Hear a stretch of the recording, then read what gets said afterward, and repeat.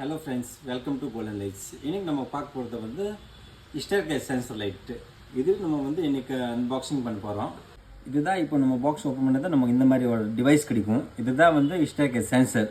Brightness கம்மி ஜாஸ்தி பண்ணுறது வந்து ஒரு ஆப்ஷன் இருக்கும். செகண்ட் வந்து நம்ம வந்து ஸ்பீட் கண்ட்ரோல் பண்ணுறது ஒரு ஆப்ஷன் இருக்கும்.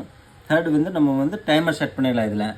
இது நம்ம எவ்வளோ ஸ்லோவாக வந்து ஸ்மூத்தாக உங்களுக்கு ரன் ஆகும், இதுக்கு தான் இது வந்து மூணாவது பட்டன் ஆப்ஷனு.